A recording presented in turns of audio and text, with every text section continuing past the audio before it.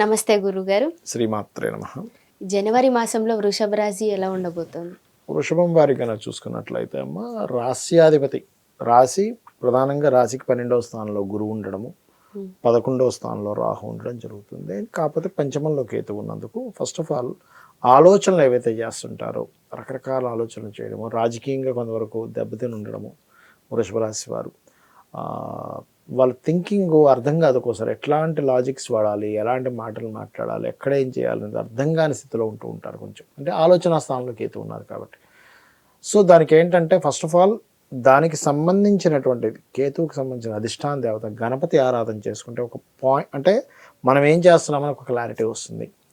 ఫినాన్షియల్గా చూసుకున్నట్లయితే financial related సంబంధించినటువంటి అంశాలు, విదేశీ ధనయోగాలు ఎక్కువగా చూపిస్తున్నాయి. అదేవిధంగా ఏదైనా టీచింగ్ నేర్పించడం ద్వారా, ఎవరికైనా ఏదైనా నేర్పడం ద్వారా ధనయోగాలు ఉత్పన్నం అవుతున్నాయి ఇప్పుడున్నటువంటి గ్రహస్థితిలో వీళ్ళకి.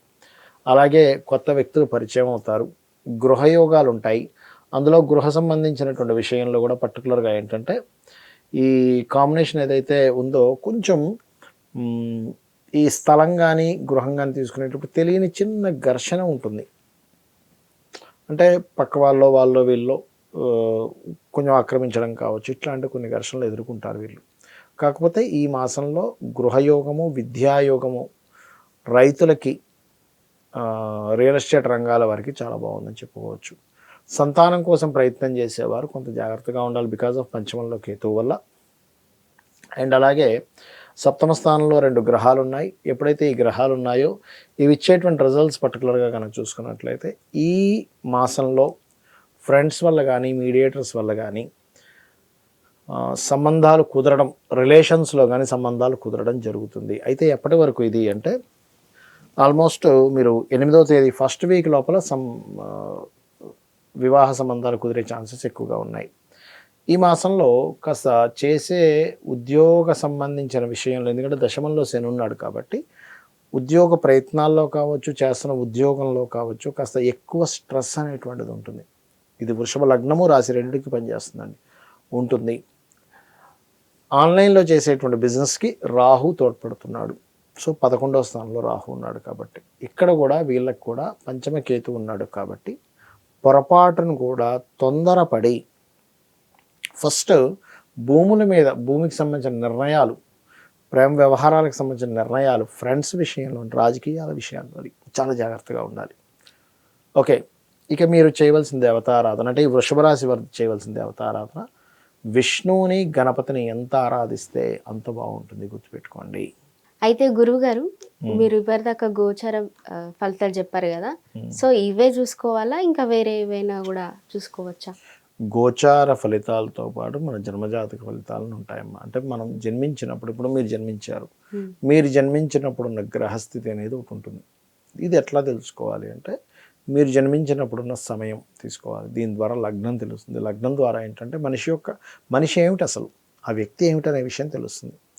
అదేవిధంగా సమయం ద్వారా లగ్నం ఎలా తెలుస్తుందో date, month, year, time, place of birth, వీటి ద్వారా ఆ వ్యక్తి జన్మించినప్పుడు నుంచి ఉన్నటువంటి గ్రహస్థితి తెలుస్తుంది. వీటి ద్వారా ఏమిటి లాభము అంటే, ఇప్పుడు మీరున్నారు, మీకు ధనం ఏ రూపంలో వస్తుందో తెలియాలంటే మీ ధనాధిపతిని పట్టుకోవాలి. మీకు ధనం ఇచ్చేవాడు అసలు ఎవరు, ఆ ధనాధిపతిని మనం తెలుసుకోవడం ద్వారా ఏం తెలుస్తుందంటే మీరు ఏ రంగాల్లో బాగా కలిసి వస్తుంది, ఎప్పుడు మీరు ధనం ఇన్వెస్ట్మెంట్ చేయాలి, ఎప్పుడు ఇన్వెస్ట్మెంట్ చేయకూడదు. కొంతమంది షేర్స్లోని, మ్యూచువల్ ఫండ్స్లో ఇన్వెస్ట్మెంట్ చేస్తుంటారు. రైట్ టైంలో ఇన్వెస్ట్మెంట్ చేస్తే డబ్బులు వస్తాయి, రాంగ్ టైంలో ఇన్వెస్ట్మెంట్ చేస్తే పోతాయి, అది తెలుస్తుంది. అలాగే కుటుంబ వ్యవహారాలు తెలుస్తాయి, కుటుంబంతో ఉండే రిలేషన్స్ తెలుస్తాయి సెకండ్ హౌస్ వల్ల. ఇప్పుడు థర్డ్ హౌస్ రీడింగ్ అని ఉంటుంది ఆస్ట్రాలజీలో. ఈ థర్డ్ హౌస్ రీడింగ్ వల్ల ఏమిటంటే మీకు అన్నదమ్ములతో సఖ్యత ఎలా ఉంటుంది. కొంతమందికి అన్నదమ్ములతో గొడవలు ఉంటాయి, కొంతమందితో మోసపోతారు, కొంతమంది వాళ్ళే సపోర్ట్ చేస్తారు. అది మీరు తెలుసుకున్నారనుకోండి, ఓకే నేను అన్నదమ్ములతో వెళ్తే ఇబ్బంది అవుతుంది, అలాంటప్పుడు ఏదైనా బిజినెస్ అనుకుంటే వెళ్ళరు. అలాంటప్పుడు ఎందుకు గొడవలు వస్తాయని తెలిసింది, దూరంగా ఉంటారు. అంటే ఇట్స్ వెరీ క్లియర్లీ మన జన్మజాతకం మనం ఏమిటి, మనం ఏం చేయాలి, ఏం చేయకూడదు, ఎప్పుడు ఎలాంటి నిర్ణయాలు తీసుకోవాలని చెప్తుంది జ్యోతిషాస్త్రం. అదేవిధంగా 4th హౌస్ రీడింగ్ అంటారు ఇందులో. అంటే మీ విద్య ఏమిటి. అదేవిధంగా ఇందాక నేను మీకు మీ జాతకం చూసాను, ఏమంటే మీకు ఎడ్యుకేషన్ బ్రేక్ అయిందమ్మా అన్నాను లేదా, మీరు చెప్పారు, మీరు నాకు చెప్పలేదు, ఫస్ట్ టైం చూడడం అన్నాను లేదా, అట్లా తెలుస్తుంది అనమాట. అట్లాగే రెండవది ఏంటంటే ఇక్కడ మనిషి యొక్క తత్వం ఏమిటి, ఇది లగ్నం బట్టి ఎలా తెలుస్తుందో మనిషి యొక్క మానసిక తత్వం ఏంటి, మానసిక స్థితి ఏంటి 4వ భావం బట్టి తెలుస్తుంది. తల్లిదండ్రులకు ఎట్లా ఉంటుంది. అదేవిధంగా ఒకవేళ మీరు గృహం కొనుక్కుంటే ఎప్పుడు కొనుక్కుంటే మంచి, చాలామంది తెలియక రాంగ్ టైంలో కొనుక్కుంటారు. రాంగ్ టైంలో కొనుక్కోవడం వల్ల ఇబ్బంది పడతారు. రైట్ టైంలో కొనుక్కోవాలి, రైట్ డైరెక్షన్లో. అన్ని డైరెక్షన్స్ మంచివే, ఒక్కొక్క పేరుని బట్టి ఒక్కో డైరెక్షన్ మంచిది. వాస్తంతా మంచిదే, కానీ ఎవరికి ఏది పనికి వస్తుందని తెలుసుకోవాలి. ఎలా అంటే సింపుల్ ఎగ్జాంపుల్, బ్లడ్ గ్రూప్స్ ఉంటాయి. రక్తం అంతా ఎర్రగానే ఉంది కానీ ఏ రక్తం పడితే ఆ రక్తం ఎక్కించుకుంటామా? ఎక్కించుకోము. ఎందుకు? అది రివర్స్ అవుతుంది మనిషికి. బికాజ్ ఆఫ్ సేమ్ గ్రూప్ ఎట్లా పెట్టుకుంటామో మీకు కలిసి వచ్చేటువంటి దిశలో మీరు ఉండాలి. అదేవిధంగా వివాహ సమయం కూడా చాలామంది తెలియక వివాహం అవ్వట్లేదని, ఎన్ని సంబంధాలు చూసినా కుదరట్లేదని బాధపడుతూ ఉంటారు. ఇక్కడ బాధపడడం కాదు, ఎప్పుడు ఆ సమయం ఉందో తెలుసుకోవాలి. ఇప్పుడు నేను ఉన్నాను, అర్ధరాత్రి 1 గంటకి 2 గంటలకి 3 గంటలకి మాటిమాటికి డోర్ తెరిచేసి అయ్యో సూర్యుడు రాలేదంటే బాధపడితే ఎలా ఉంటుందమ్మా చూసేవాడికి? 6:30కి సూర్యోదయం, నువ్వు 1 గంటప్పుడు లేచి బాధపడతావు ఎందుకు? అంతే కదా. సో టైము, ఎప్పుడు వివాహ సమయం ఉంది అప్పుడు చేసుకుంటే వాళ్ళ లైఫ్ బాగుంటుంది. ఎప్పుడు లేదో మనం ఆ టైంలో, లేని టైంలో మనం వెతుకుతూ ఉంటాం. ప్రతి మనిషికి 3 నుంచి 5 సార్లు ఉంటుంది వివాహ యోగం అనేటువంటిది.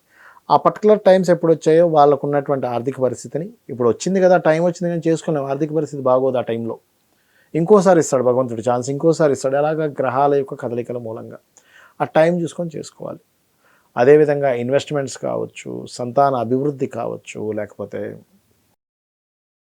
దాని ఏమంటారు జాబ్ కావచ్చు, బిజినెస్ కావచ్చు, ఇవన్నీ కూడా మన జన్మజాతకంలో ఉంటాయి. ఇక్కడ మీకు సందేహం కలుగుతుంది, మరి ఇవన్నీ మన జన్మజాతకంలో ఉంటే ఇప్పుడు కూర్చోబెట్టి ఈ రాశి ఫలితాలు ఎందుకు చెప్పారు అని.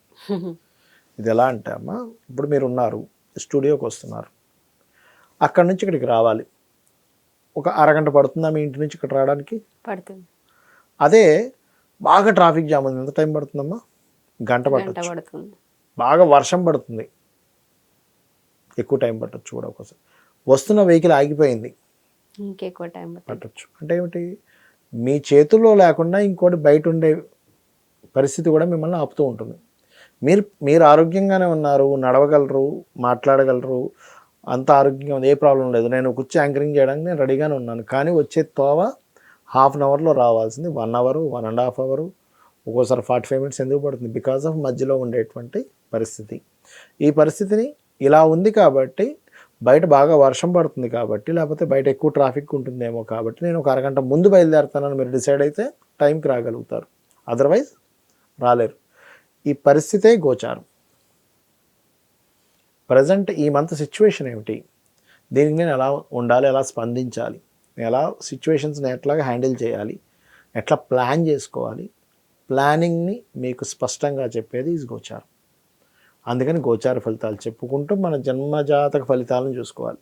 చాలామందికి జాతకము తెలియదు, గోచారం చూసుకోవడం అర్థం కాదు, వాళ్ళ డేట్ ఆఫ్ బర్త్లు తెలియవు. అప్పుడేం చేయాలి అంటే, నిత్యము ఉదయం సాయంత్రం చక్కగా లలిత కానీ విష్ణు సహస్రనామాలు కానీ చదువుకుంటూ, గోశాలకు వెళ్ళే అలవాటు ఉంటే గోశాలకు వెళ్ళి గోవులకి ఏదైనా తినిపిస్తూ, భగవంతుడిని శరణాగతి అంటారు దాన్ని. అంటే నాకు ఇవి ఏమీ తెలియవు, నీ పాదాలు నేను పట్టుకున్నాను తల్లి, నన్ను నువ్వు నడిపించు, నా పని నేను చేసుకుంటూ ఉంటా, అన్నిట్లో నేను చూసుకుంటాను, వెళ్తూ ఉంటే అమ్మవారే రక్షిస్తుందని మనకి దేవీ భాగవతంలో ఉంది.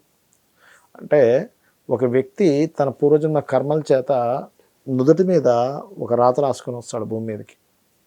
కానీ ఎప్పుడైతే అమ్మవారి భక్తులు అవుతామో, బ్రహ్మని పిలిచి వాడి నుదుట రాతని తిరిగి రాయమని చెప్తుందట అమ్మవారు. అంటే అమ్మవారి ఆరాధన అంత గొప్పది. కాబట్టి ఫైనల్గా మనం ఏం చేసినా అమ్మవారి ఆరాధన చేసుకుంటూ మన పని మన ప్రయత్నం చేసుకుంటూ వెళ్ళిపోతుండాలి, ఆగిపోకూడదు ఎక్కడా కూడా. గమ్యం ఎప్పుడు చేరుతామంటే నడుస్తూ ఉంటేనే చేరుతాం, ఆగిపోతే చేరం అనేది అర్థం చేసుకోవాలి. ధన్యవాదాలు గురుగారు. శ్రీమాత్రే నమః.